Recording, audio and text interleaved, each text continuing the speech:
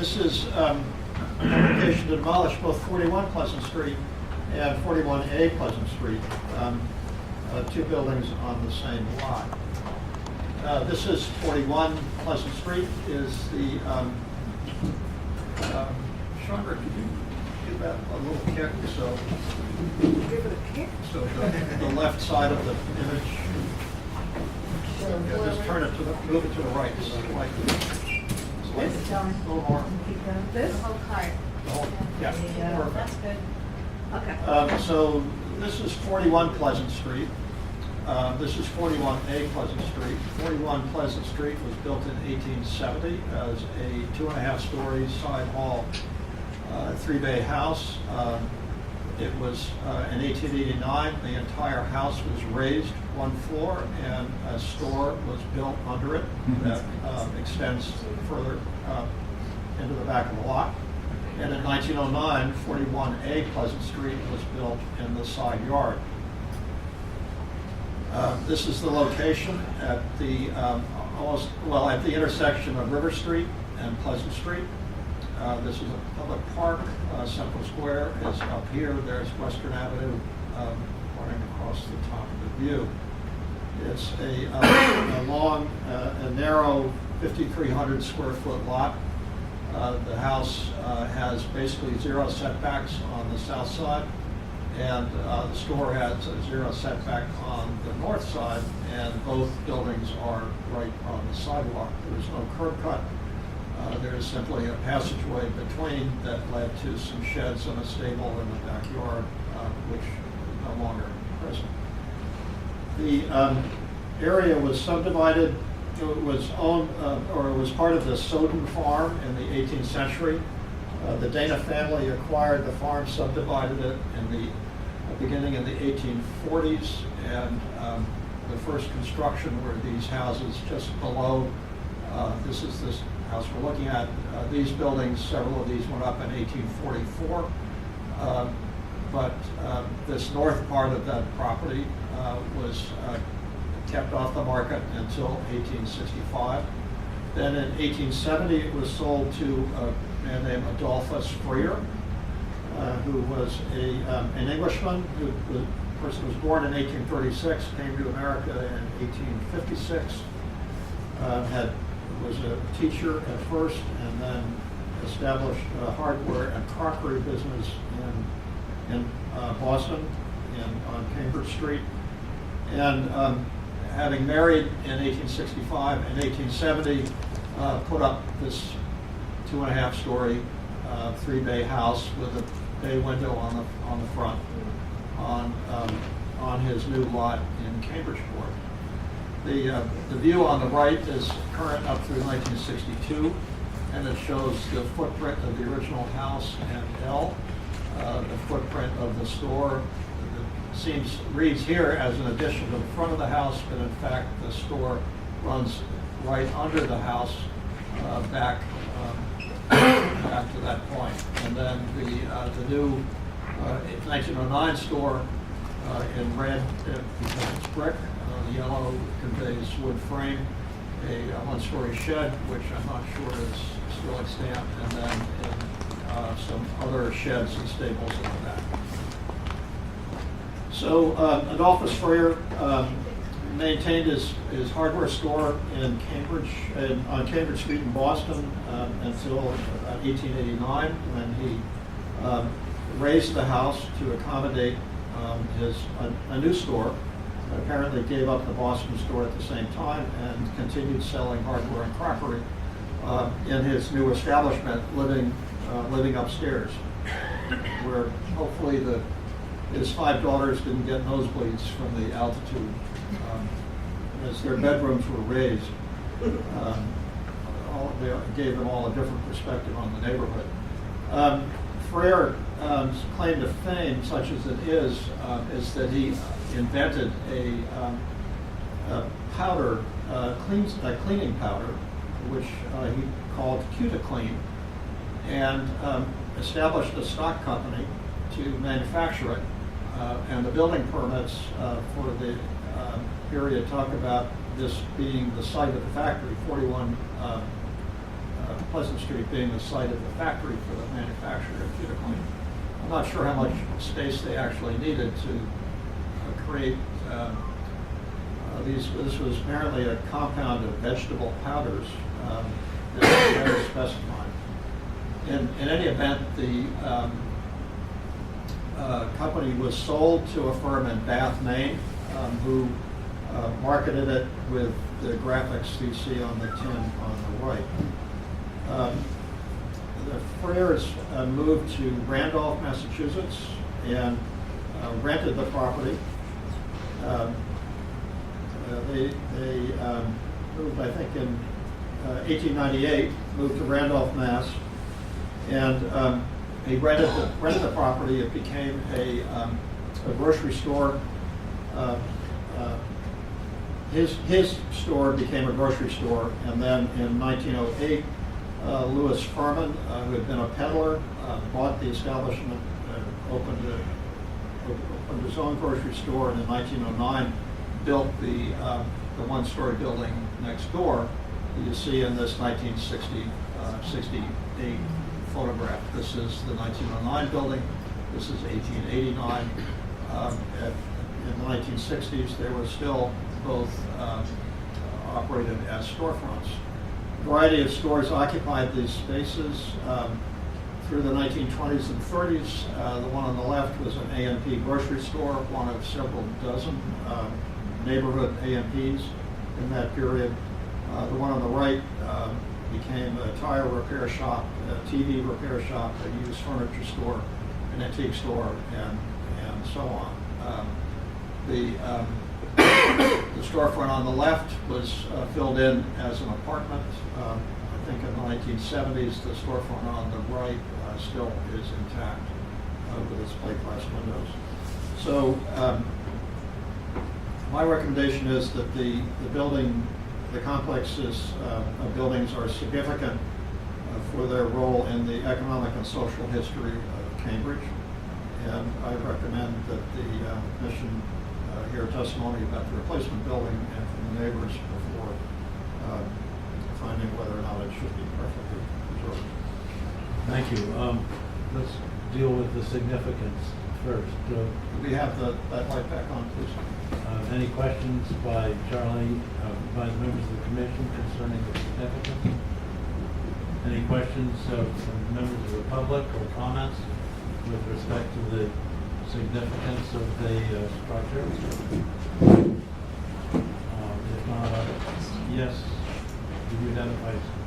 Rich Boudreau, I live at 39 Pleasant Street, which abuts this property. Which abuts the property? Yes.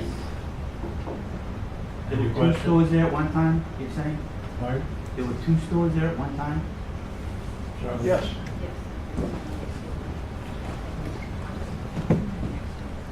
The first floor was a grocery store. At one time it was. On the left in the view here? Well, in 1970, that was all taken out, right? Yeah. And there's an apartment there now? That's right. Any other questions? Is the other one Concerning- now residential too? No, The it's 60s? Huh? 60s shades. No permit could be found for the residential conversion on the ground floor of 41, but it may have occurred. Okay, well, so we're dealing now with the significance of the property within the meaning of the ordinance. And if there are no further questions of fact concerning that, and would any member of the public like to make a comment as to whether or not they deem it to be significant? If not, I'll declare the public comment period with respect to significance over. And Joe? Motion to find the building significance within the meaning of For the reasons stated in the report. the ordinance. Mr. Irwin seconds it. Any discussion on the motion? If not, all in favor? Okay. Now we go to the crux of the matter. We now have a significant building.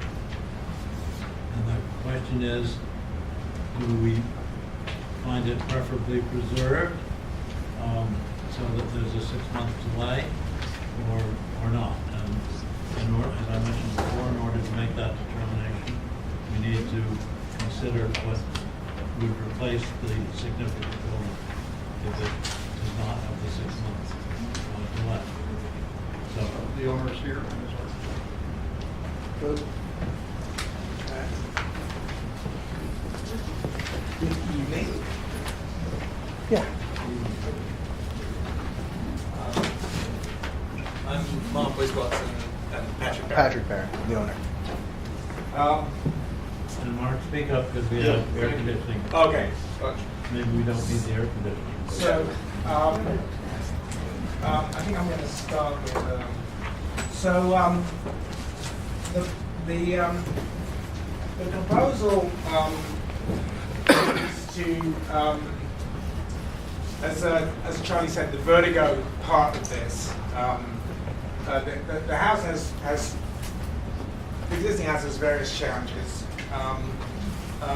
Maybe from a kind of updating point of view, the intense proximity to the property to the south, which actually is non-conforming to the building code, non-conforming to the zoning generally, but not only that, but also unsatisfactory for a living environment, right smack up against that house next door. So one of the things that we are proposing in the rebuild is to move away from that house as far as we can and still get a curb cut and driveway up the side, which allows us to have a non-conformity. The idea is to replace the existing structure with a new two-family structure and actually respect the kind of rhythms that the house had, actually partly with some memory of the previous lower structure, but starting to create greater conformity to building code and a more livable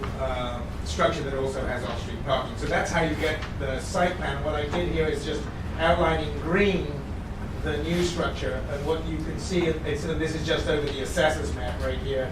In the orange is that existing structure, and here is the single-story building. There are some advantages in the change that include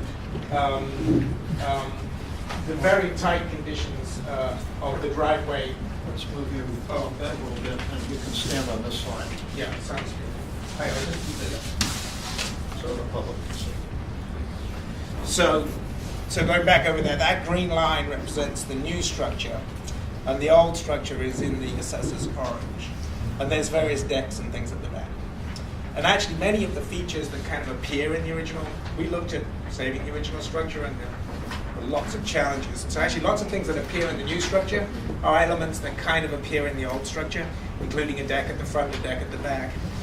But the other thing that we get to do when we rebuild is actually come back down to the, this is the existing, come back down to the heights that are actually allowed in the zone.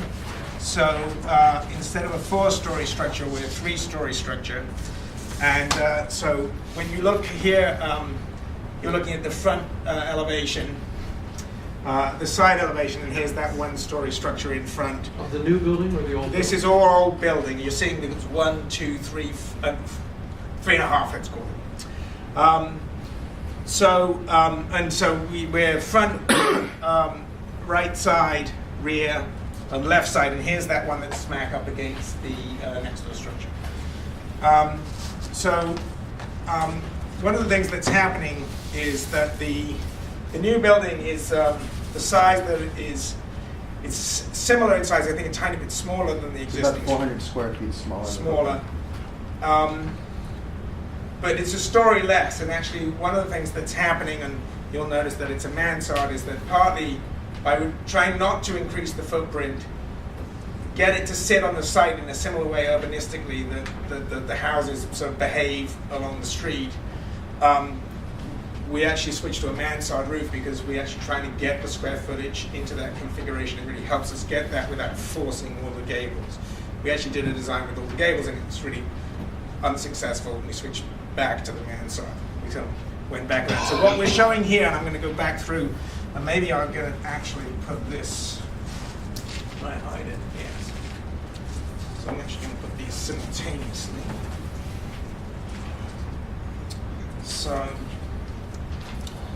So if you You go need to hold it for you? here, I'm good. So here is the new front facade, and it has a single-story structure, not unlike, a memory of the store that was there, and actually is going to be used as Patrick's office, accessory to the dwelling. So this is here. Here's the second floor, and the second floor, actually, for the way that this home is designed, becomes the main living floor for the owner. And then their bedroom floor is up on the third floor. So this is the existing, and here we are with the proposed front elevation. And as we go around, this is the right side elevation, the equivalent of this elevation here. And here you see a car pulls down here, a car pulls under here. There's an apartment in the back here. And then the main living area is this floor, and the bedroom's up on here again. And here you see again the memory of the similar system of decks that have come off the back of here happening again. And then actually there's really quite a nice large rear yard. And part of the strategy, this is the kind of lot where you could have had a front house and a back house and all of those. And Patrick's very strong preferences have garden. So that's why the footprint is being held to that area and leaving that really nice space close to Central Square in the back that is a true garden. And that's also why we're trying to keep the cars out of that space. So then just finishing going around the building, the left-hand elevation that is the closest to the next door neighbors is here. And last, the rear elevation. Again, there is the apartment on the bottom. The reason that it's not windowed is the privacy for that garden, which is really for the owner of the top 2 floors. Staircase down into the garden, rear deck.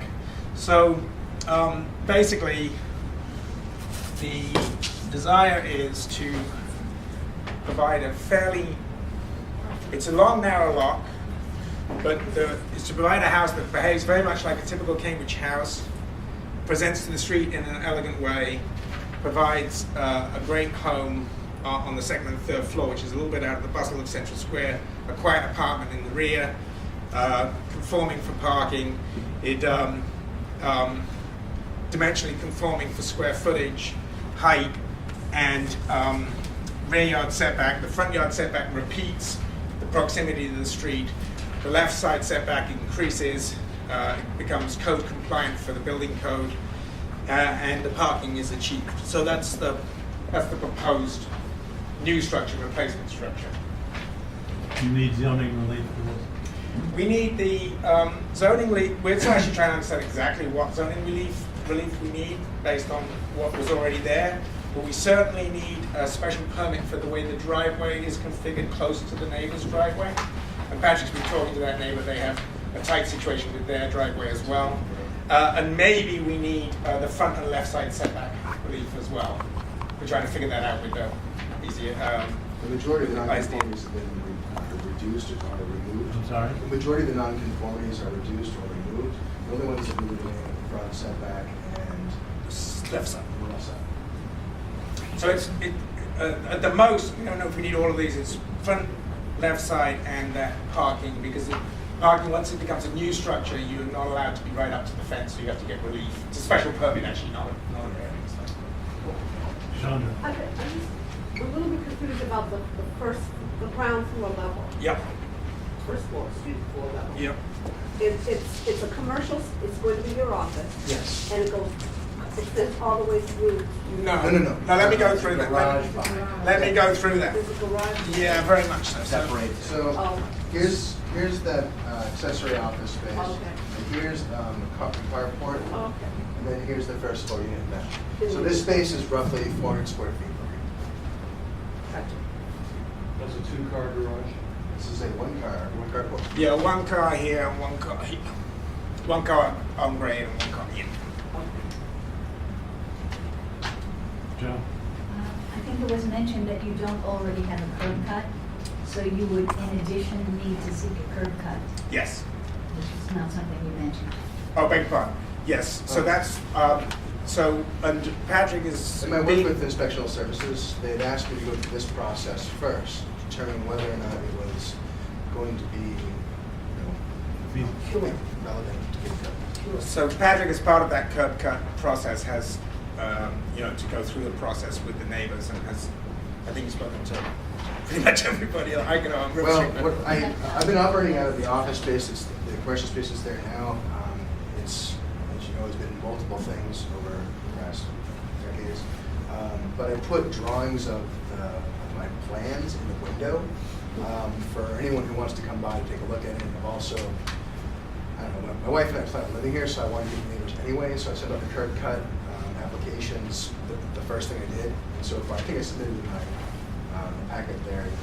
I've got 16 signatures for approvals for that, all the letters. It's been kind of like, I put a lot of art on the outside of my building. So very 60s. I have a friend of mine who is an artist, and It's a she's compliment from oh. me. Well, she's coming back tomorrow to redo to do a whole new thing. But people keep thinking it's like a public art space, so they keep coming in, which precipitates the conversation of what I plan on doing, or what I'd like to. Any other questions, members of the commission? Okay, time for the public comment, public question. Yes, Mr. Whittington. I'm curious if you could explain a little more carefully the parking requirements. And if you had support, did you consider using the existing one-story storefront space as an office? Yes. And the idea would be, if you could get a waiver, like say if the community would support you in not having to do the parking, would you be interested in keeping that one-story storefront I've structure? gotten two great answers for that question. The first being I have a wife and a son who is 1.5, and we need a car, and parking in the area can be troublesome. And I wanted to guarantee, especially after this last winter, that my wife had a place to park her car because we're not done yet expanding our married family. The Our second, daughter's coming. Not all at once. the other issue about the commercial use in the office space is a little bit of a nuanced academic argument, but in 2004, the entire area was rezoned from BA to BA3. And in doing so, there are certain caveats that are required for commercial uses in the district. One of which is that any commercial use that's allowable in the district must be within 40% of the interior residential structure. Thus, the building that's there now is really a pre-existing non-conforming structure for which we can academically discuss whether there's a use for it, but there's no allowable use according to ISD. You can get technical and say there's a by right residential use, but I don't believe that my next door neighbor would be very excited about that. So I've been using it sort of as a storage space / office for the time being, a place to display my friend's art.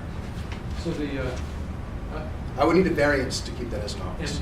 and on the parking, because you're doing a new building, you're coming under I mean, parking requirements. Yes. For each unit, I have to have a And you parking have to space. have. Yes, you lose the under grandfather. new zoning that Yes. would be applicable, you'd have to have 2 spaces. Correctamundo. Sorry. It's a correctamundo. Yes. Ms. Meyer. On the drawing of the front facing of the new building, the Mansard building, what is facing the street, is that is a deck on top of your office space on the first floor? Yes. Correct, just like it is now. And what, I'm just along. What are the windows, how is the access? So there's a little, see that, one of those is a door, see that? Okay, so they're sliding doors? French door, yeah. French Yeah, doors? yeah. Okay. Yeah. It's about, isn't it about, I think it's about 10 feet. 2 over 2? Or the window system all 2 over 2. The French doors will have a sort of appropriate divided light pattern. And the profile of the mansard roof, which sometimes is incredibly hard to get.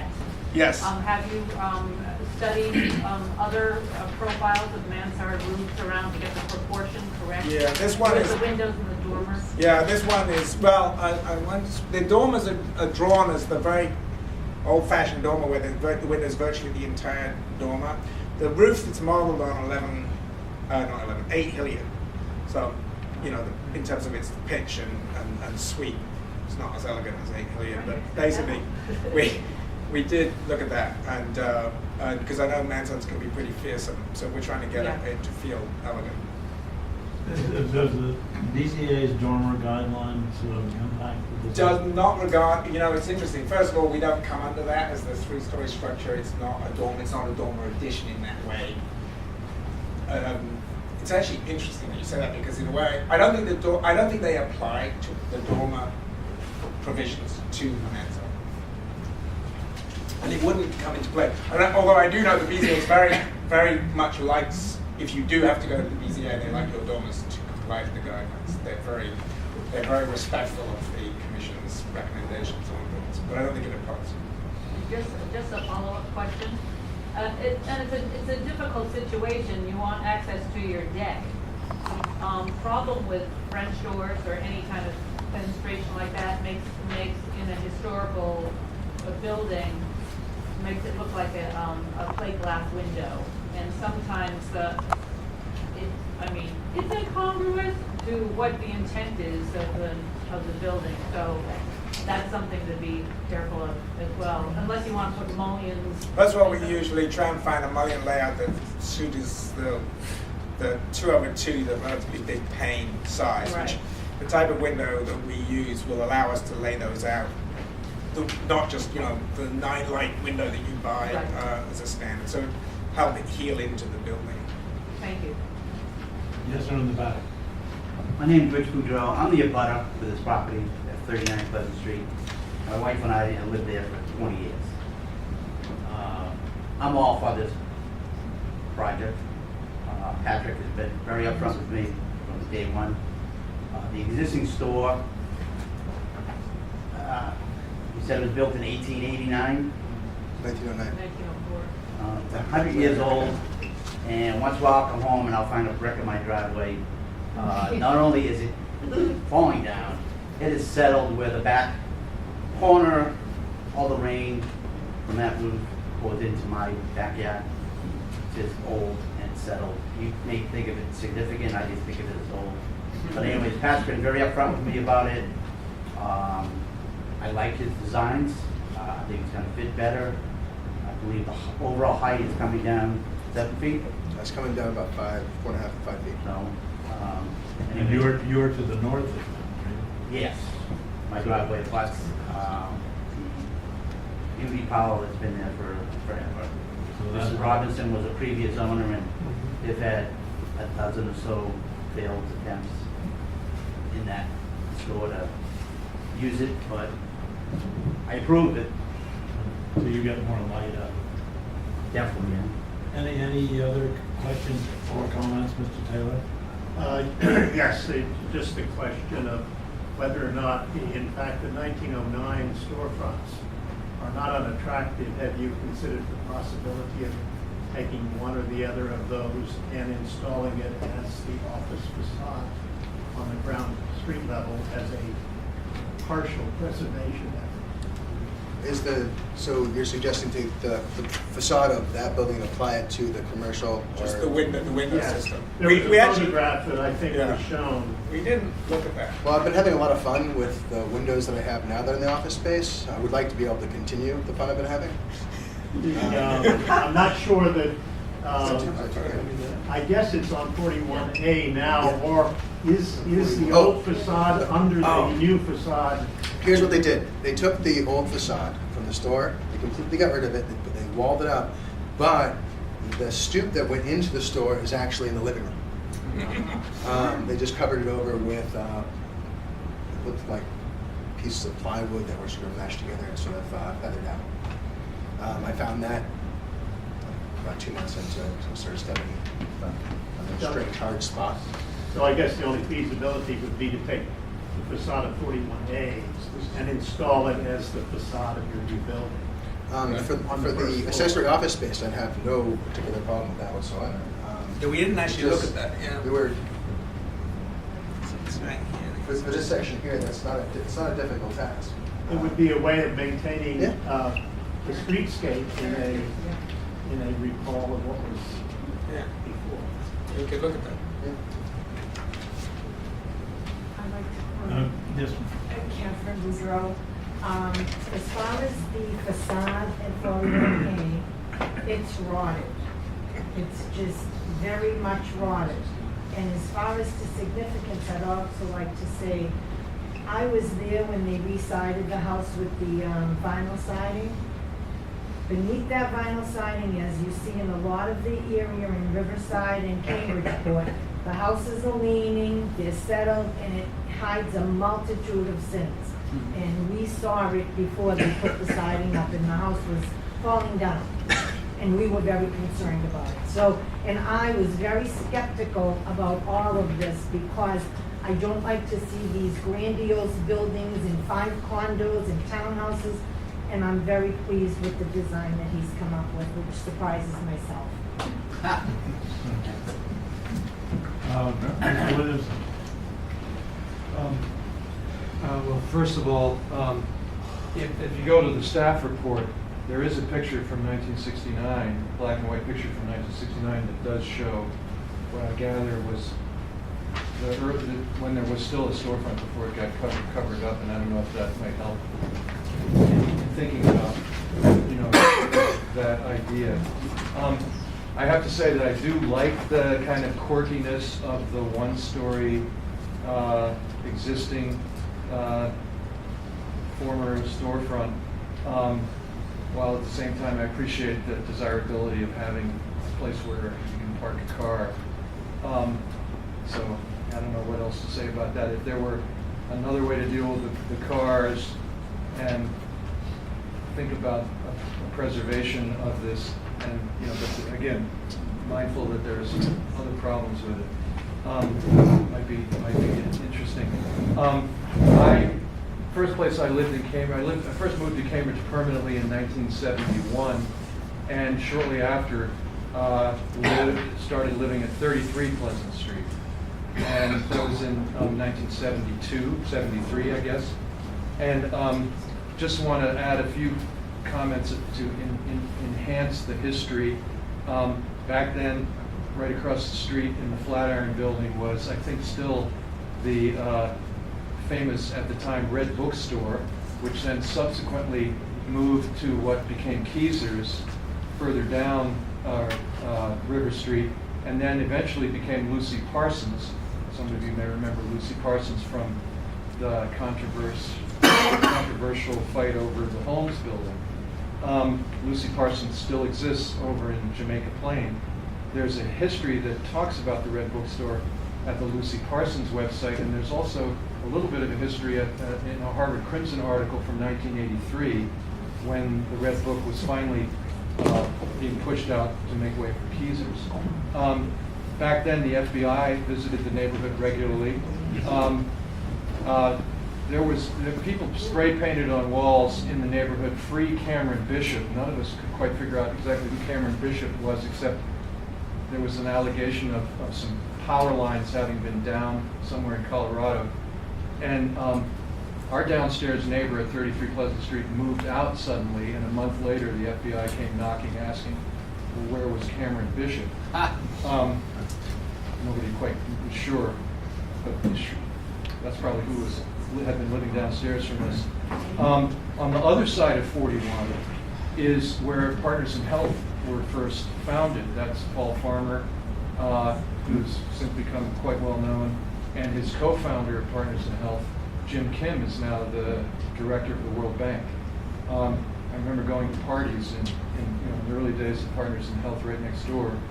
And I also remember in those early 1970s, signs were still up in all the windows along River Street, the halt signs that were about the campaign to stop the trucks from roaring up River Street, sort of a European symbol with a truck, and halt, which stood for something about trucks.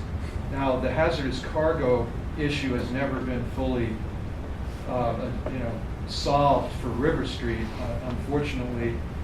Years later, I spent a few nights right across the street from 41, and the house literally shook in the middle of the night as the trucks roared up River Street.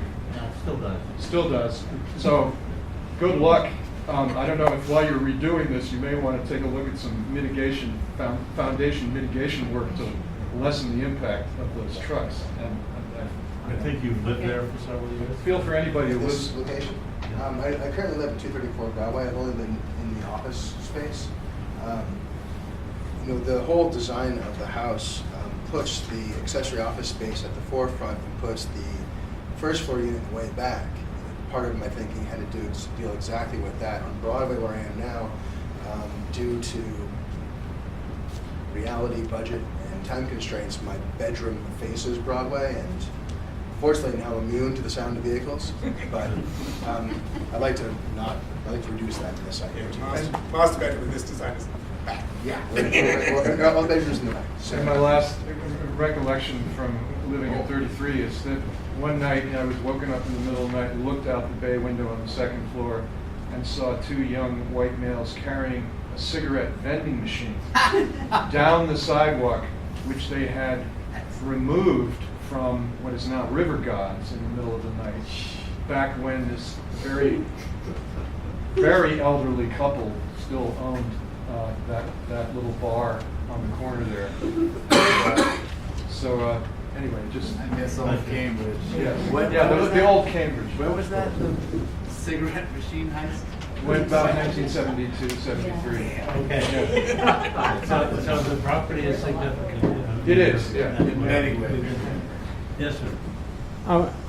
My name is Charles Teague, 23 Edmund Street, and I just want to say I haven't paid attention to this, but from where I sit is they're decreasing the impact on their neighbors. They've gone out and got a lot of neighborhood support, and there's a lot of testimony just from the audience about what poor condition it is in. So I like the way they've interacted with the neighbors and making it a lot lower. I think that's I have to say that sounds very good to me.